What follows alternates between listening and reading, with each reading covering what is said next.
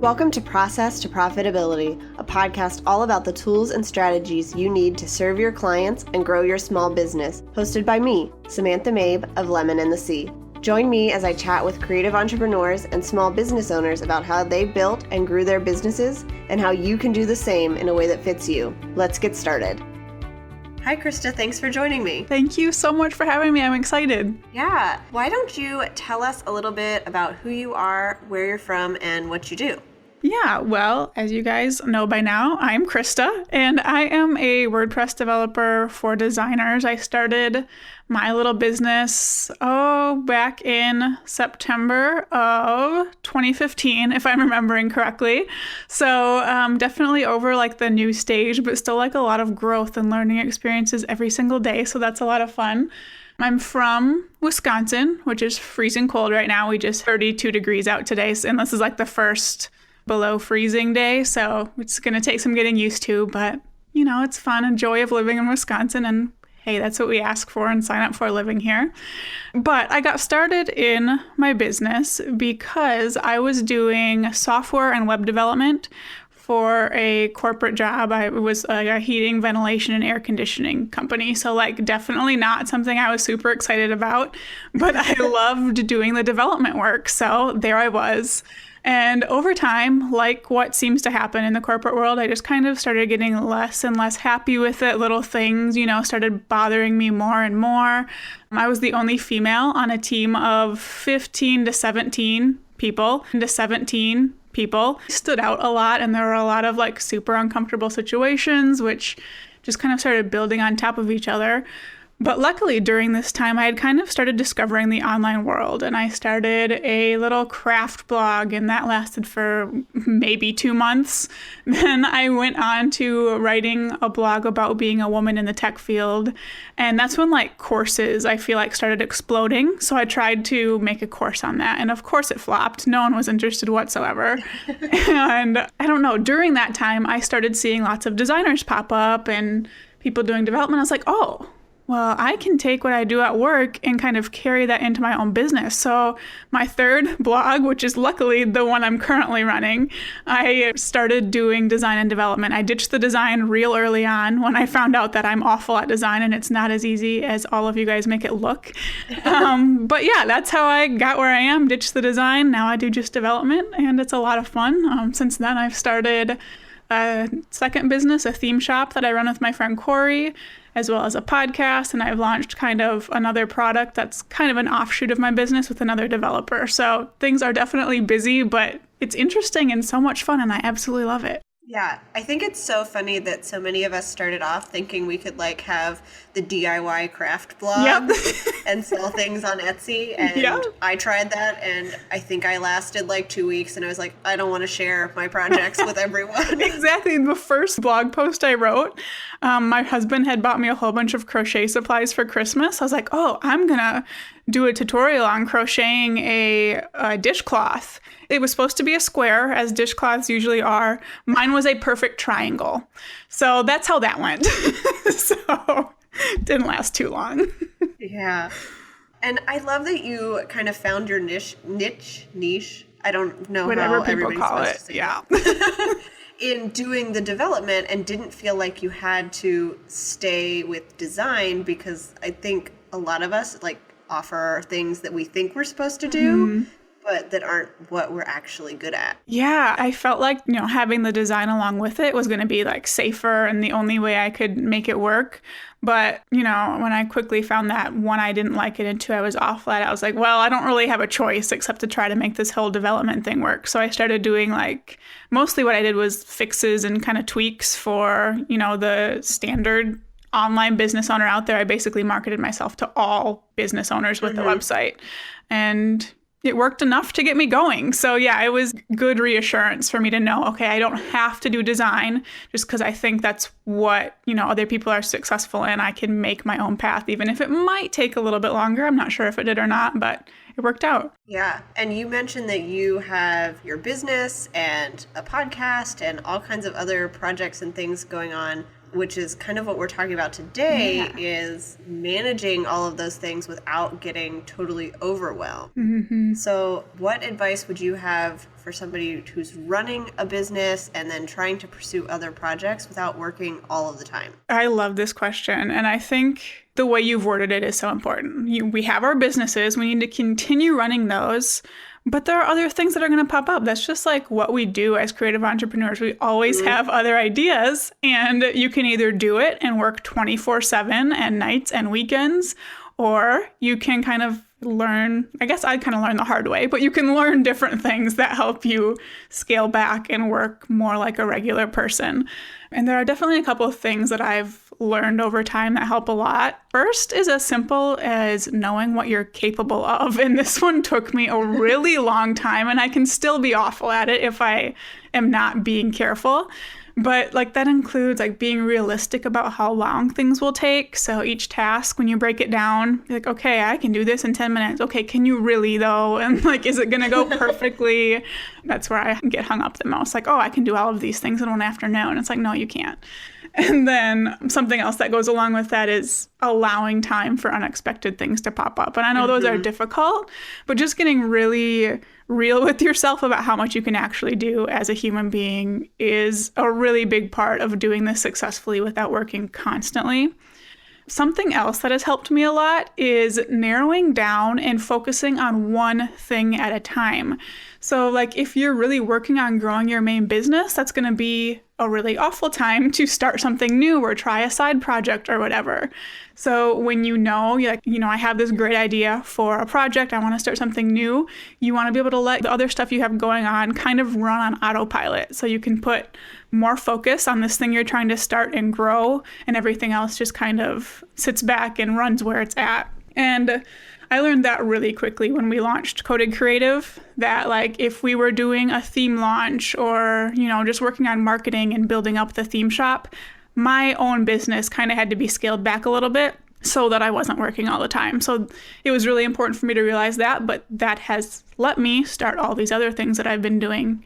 I can kind of shift back and forth between them all. That's really helpful. Yeah. Something else I do, I think we're going to talk about this later, so I won't get into it too much, but having a set schedule for my days and weeks has been amazing. Like knowing what types of tasks I'm going to work on each day helps me not get overwhelmed with jumping between a whole bunch of projects, because that can be really confusing. Like, okay, now I'm going to do client work. Now I'm going to do something for Coded Creative. Oh, got to go record a podcast episode. Like I was doing that for a while and my brain was like exploding. So those kinds of things really helped a lot, as well as having like a specialized team. If you're at a point in your business where you can grow a team, that also like takes a huge load off. So I feel like there's a lot of things I just spit out that helps with it, but it's really just a balancing act, and you have to kind of know yourself and how you work first before you can make all these extra things work. Yeah, I found that a lot of those are true in my own business, and I don't have lots of side projects going on all the time, but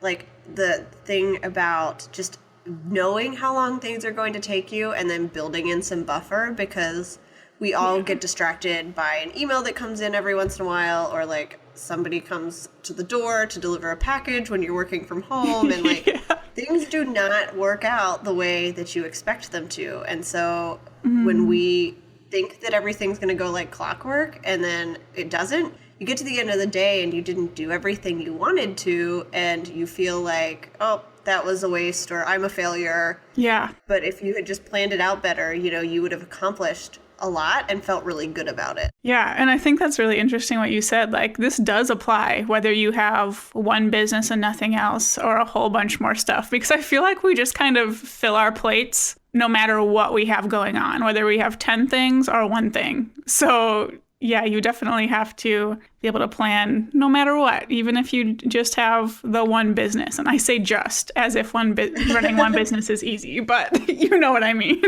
Yeah. And as creatives, we have so many ideas that we get excited about and we want to pursue like right away. Yeah. And I think we have to take some time to figure out if there's merit in it, if we have time to pursue it. My husband calls it a parking lot. He has like a piece of paper he'll put up with his students, like when they have questions or other ideas. And he says, okay, we're not going to talk about that now. It's going to go in the parking lot, and we'll come back to it when we have time. I like that. I am awful at that. Like, seriously, Coded Creative, I messaged Corey one day asking if she wanted to start a theme shop with me. She said yes, and literally that night we had a website, a domain, a logo. I was starting the first theme. Like, that's just how I work. So I like the parking lot idea. Yeah. I mean, I think sometimes we definitely want to jump into things, but other times not always the best way to do it, because I know that I will jump in on an idea and I will be super excited about it and I'll do all the work, and then I will get like a couple of weeks in and realize that isn't actually going to support my business, and it's just going to overwhelm me. Yep, exactly. I have definitely done that a time or two as well. Okay, so what systems have you tried in your business, and what has worked best for you to get it all done? Yeah, I have systems for absolutely everything. Like, when I do something once, I make a template for that thing. Depending on what kind of system it is, kind of helps me decide where to put it. But one that I just used recently that absolutely saves my life every single time is the system I made for running challenges. I run like 5-day challenges in my Facebook group. It's great for getting like a lot of new interest, getting engagement up, and at the end I usually pitch something. And if I tried to do that from scratch every time, like, I just can't even imagine. Like, there's so much that goes into it, like planning the challenge topic, then figuring out what you're going to talk about each day and what kind of like prizes and bonuses you're going to give, daily emails, promotions, setting up the special offer, follow-up. Like, there's so much stuff to think about. It would be a disaster if I tried to do it from memory every time. But just last week, I wrapped up a challenge that I had thought of and executed in 2 weeks, thanks to having this system. So for that one specifically, I have a board in Trello where I keep all of my systems. And then when I go to do something, I'll just copy that list. So this one, I copied my challenge list into a board I was working on at that time, set all the due dates, and boom, I didn't have to worry about forgetting anything. It's just so nice and easy. So I really, really love having that kind of stuff in Trello. I also have all of my systems outlined in what I call my business playbook that I have hosted on Google Sites. This was an idea that my coach, Raina, gave me. But I love having it on Google Sites because my whole team can access it. So we have systems for like making graphics and blog posts, what to do if, I'm gone and someone, what to do with my clients, like emergency type stuff. There's absolutely everything in there, and my whole team has access to that and can edit it and stuff like that. So that is really helpful as well. But I kind of am terrified to think of what it would be like if I didn't have those things. I know for me, like, I keep all of my stuff in Asana instead of Trello, but I just went through and updated my entire process for designing for clients. Yes. I use Asana for a lot of client stuff too, actually. Like, all of my client projects are in Asana because it's so easy to like collaborate in Asana as compared to Trello. So I love that too. Yeah, and I think just having a process that's written down, that you've got all the steps, you can go back to it and tweak it when you need to, but you're not starting from scratch every time. Yeah, it is seriously a game changer because I didn't always do it that way. Like, actually, we're working on launching our 11th theme for the theme shop. I just now created a system for making and launching the themes. Like, it took me 11 times to do it. In there, a lot of things were forgotten. So it's about time. It really does make it so much easier. Yeah. So how do you break down all of your tasks, and how can the people listening sort of figure out what they need to do and separate things out so they can get everything done without, dropping the ball on something or feeling like they have to work all hours?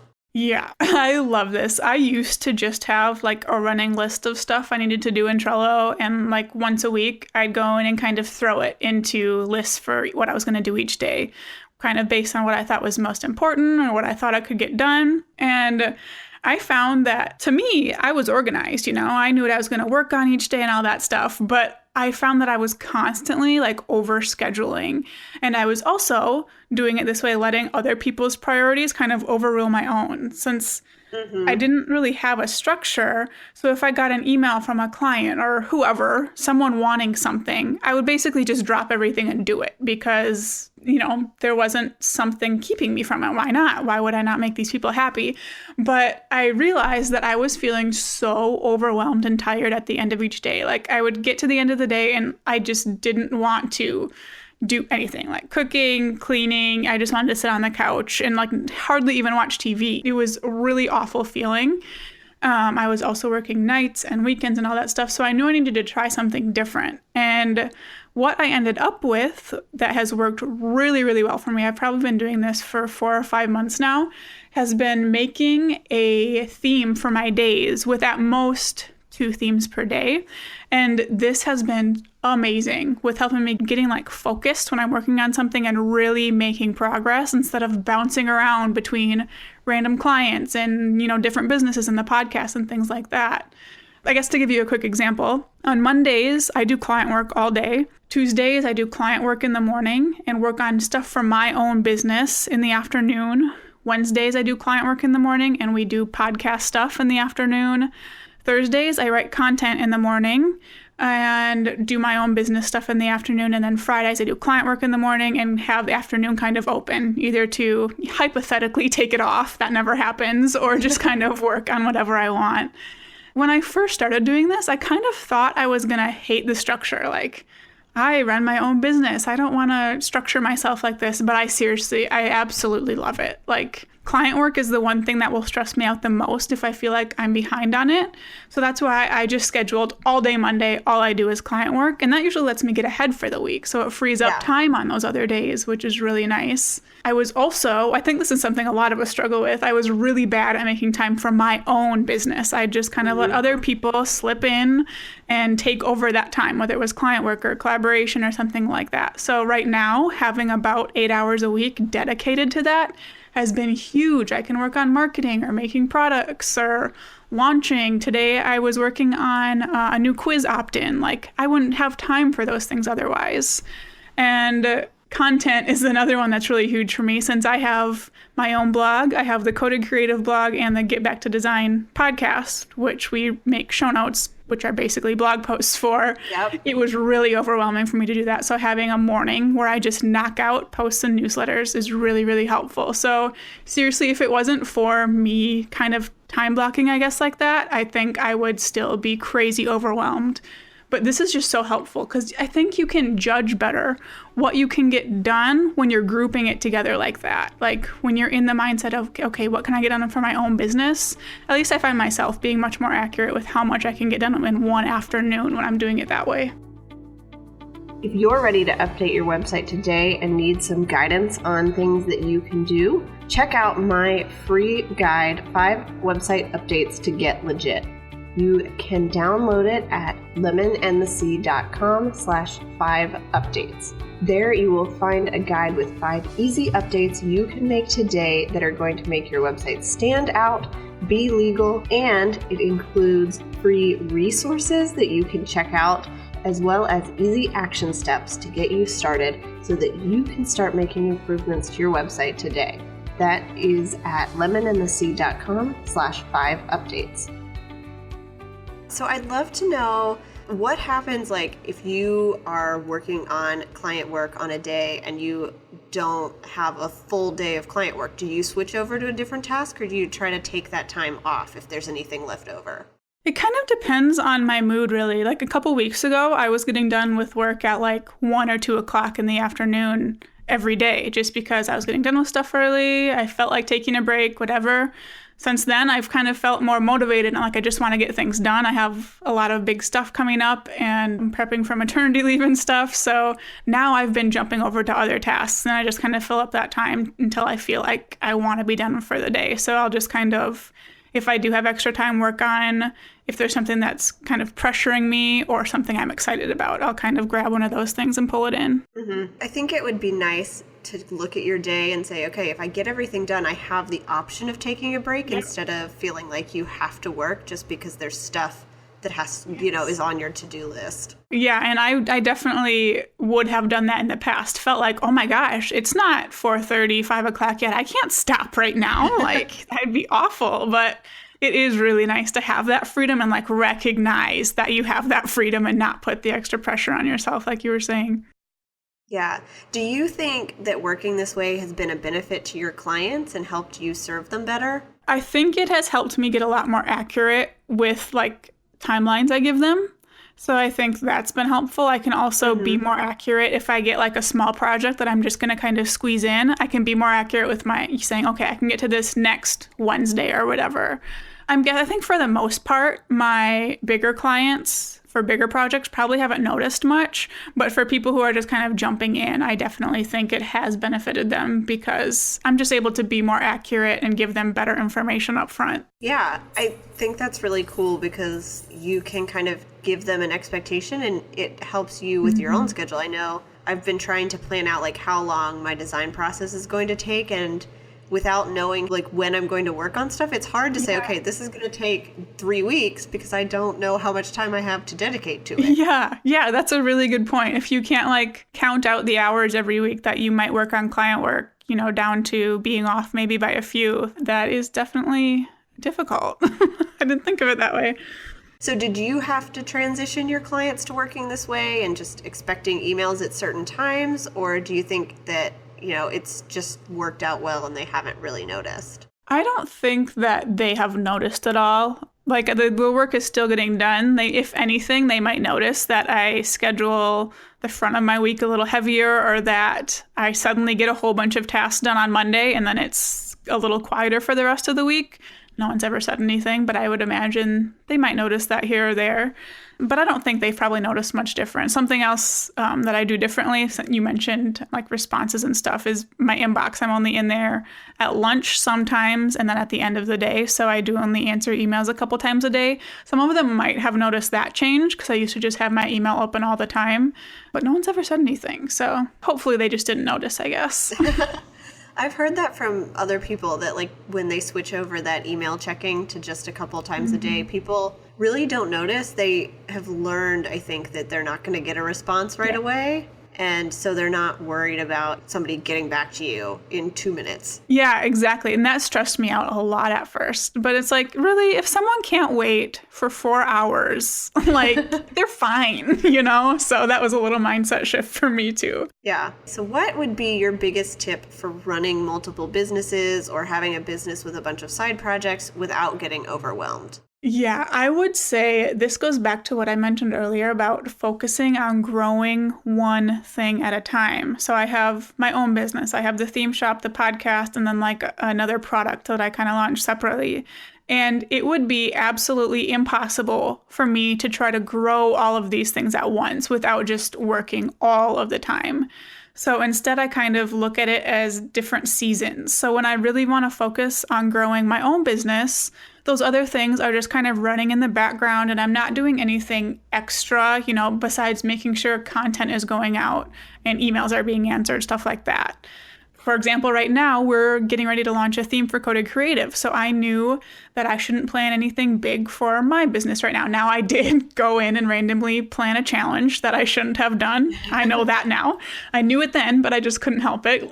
From what we were talking about earlier, I got excited. But it's just helpful to kind of pay attention to what's going on in each different business or project and scheduling other ones accordingly. And having my days broken out like they are really helps too. Tuesday and Thursday afternoons, where I call them kind of my business time, that's basically whatever thing I'm trying to grow then. So it's not always my personal business. Sometimes it is Coded Creative stuff or whatever it is, but that is the time that's dedicated to whatever I'm focusing on right then, instead of trying to focus and grow all of those things at one time, which would be really, really overwhelming. Yeah. When did you feel like you were at a place in your personal business that you could start trying these other projects? Yeah, so Coded Creative, I probably could have thought through a little bit more. That was totally on a whim. But with the other ones, we had definitely worked out. So I felt like my business was kind of just running, I had to publish content. I was outsourcing, a lot of things. Client work was just kind of there. And Coded Creative too. We'd had our themes up and running. We'd had a couple months until we were planning our next launch. So when the podcast idea came up, it was a really good time for that because I wasn't having to focus on those other things. I felt like I had the freedom to kind of take a step back from those and start something new. So I guess I would say if you're really comfortable with what you currently have going and you know that if you cut back for quite a few hours every week and things would be okay, that would be a good time to at least try starting up something else. You can always back out if it doesn't work, but recognizing that you're able to balance this without a ton of extra work and mental energy and all that kind of stuff is really important. Yeah. And I love that you said for Coded Creative that you guys had just launched a couple of themes and that you weren't going to be doing another one for a few months. So you're not trying to put out everything as soon as it's done. You know, you're allowing yourself time, and you're allowing time for the people who are in your audience to sort of get used to your cycle. I think we think that we have to put everything out right away, and our audience really is not looking for that. They just want our good stuff. They want us to be consistent, but it's not like something new has to come out every month or every week. Yep, exactly. Yeah, for Coded Creative, we've cut down to once every 3 months about, and people are totally cool with that. You know, we have what we have in the shop is good. You know, they love that stuff, and no one's going to die if they don't get a new theme for 3 months, you know? And I mean, the same goes for blog posts, newsletters, whatever it is. Yeah, that should be the theme of all our businesses. No one's going to die if it doesn't get done today. Yeah. If someone's going to die, not going to die, just chill out. Did you have anything else you wanted to share or thoughts that you think would be helpful for the people listening? I can't think of anything. I would just say to spend time experimenting with what kind of system works best for you. Like the time blocking, I said, works really, really well for me. That might drive a lot of people crazy. So I think everyone just kind of has to decide what kind of systems in their schedules work best for them. But I think the key is probably what I said about kind of focusing at one thing at a time, like we were just talking about. That's good. And I think we all kind of do that differently, but you know, you said that it's important to just focus. And I think we know that that's a good thing because when we're in that zone of genius, like things go really well, but we never get there if we're always changing tasks. Yep. Jumping back and forth between all these crazy little things on your to-do list all day long. Not good. Yep. Okay.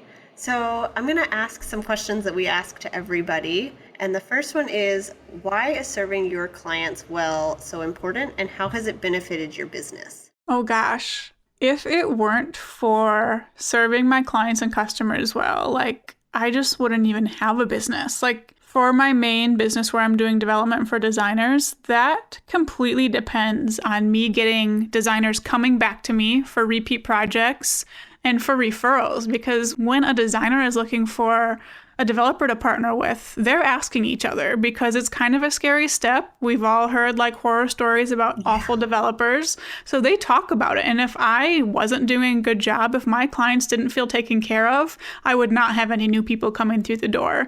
So it is so important that everyone feels like I'm taking care of them and has a good time when we're working together. And kind of the same goes for the theme shop, Coded Creative. No one wants to buy a theme from a theme shop if they hear awful stuff about it. They want to know that if they have a support question, that they're going to be taken care of. They want to know that the theme isn't going to be like clunky and awful when they get it installed on their website. So if our customers weren't saying good things about the themes we were giving them, we would just have a bunch of gorgeous themes up on a website doing nothing. So I really do think that it's seriously the difference between having a business and not, if you're able to take care of your people. Yeah. And you mentioned it, you know, in your service-based business, but it's also really important for products that you're selling to get the reviews and to get, people who really value the customer service that you're offering. That is, I think, one of the biggest things that we refer other people based on, especially for products like that, is, you know, they got back to me really quickly, or their response to my question was super on point and they were willing to go above and beyond. Like, it's more about that than it is about, well, the design is really pretty. Yeah, exactly. And when you were saying that, I was thinking of, like, in Facebook groups, we always see people asking about which hosting company is the best. And I always recommend SiteGround. And the thing I always say is their customer service is amazing.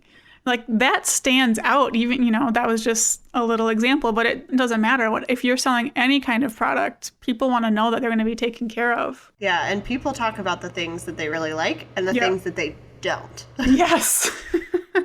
You definitely don't want to be in that don't camp. But yeah, people aren't even going to hear about you if they don't love it. Yeah. Okay, so tell me 2 things that you're loving right now. They can be business or life. Okay. So life, I said it was cold earlier. I'm kind of loving the 2 little snowfalls we've had so far this year. Like, I wish it could be like 65 or 70 degrees and snowing, but that doesn't happen, unfortunately. So I'm just enjoying the first little snowfalls before it starts getting wild. And something in business I actually found last week and was so excited about. I had to like post on Instagram stories and show my husband, even though he had no idea what I was talking about. It's this app called Unito or Unito. It's like INITO.io, and it syncs between a whole bunch of things, like whole bunch of different apps. And I have something really, really big I'm planning on launching next April, and I had it all planned out in Asana. So I had like 150 tasks in an Asana project. And then all of a sudden I realized I wanted it in Trello too. And I was like, well, this is going to take forever. Yeah. So I literally sat down expecting to spend like 2 hours transferring everything over. In this app, I just connected them and it transferred everything over and like syncs them back and forth. So if I change something in Trello, it changes it in Asana too. And it's amazing. So I'm definitely totally in love with that. That does sound amazing. I will add that to the show notes and I'm going to check it out because yes, it is good stuff. I have just spent a lot of my days like copying things from one place to the other, and it's such a waste of time, but there's never been a good way to do it other than just, like sitting down and doing the work. I know, and like my brain was telling me too, like you don't need it in Asana and Trello, you just need one. But I was like, I know, but I really want it. So it was nice to be able to do it without extra work. So what are you excited for that's coming up in the future?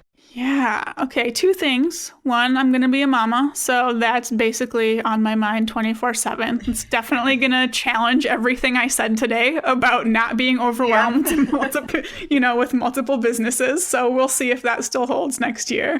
And I've also got something big coming in April. I'm not spilling the beans on it quite yet, but it's a really big project that if you would have asked me even 3 months ago if I would ever do something like this, I'd have been like, oh gosh, no, I'm not good enough for that. I'm not a big enough deal to do something like that. And I'm doing it. So I'm really, really excited for that and to be able to start giving more sneak peeks instead of just having to talk like it's a big secret, because that's no fun. That's exciting. And I'm glad that you are stepping into like being an expert and knowing that you're good enough, because I think we all struggle with that, but we've all got something really valuable that we can share. Yeah, at some point you just kind of have to like get over it and be like, all right, if I'm not a big enough deal, whatever, I'm going to do it anyways. And you just kind of stop caring, I think. Yeah.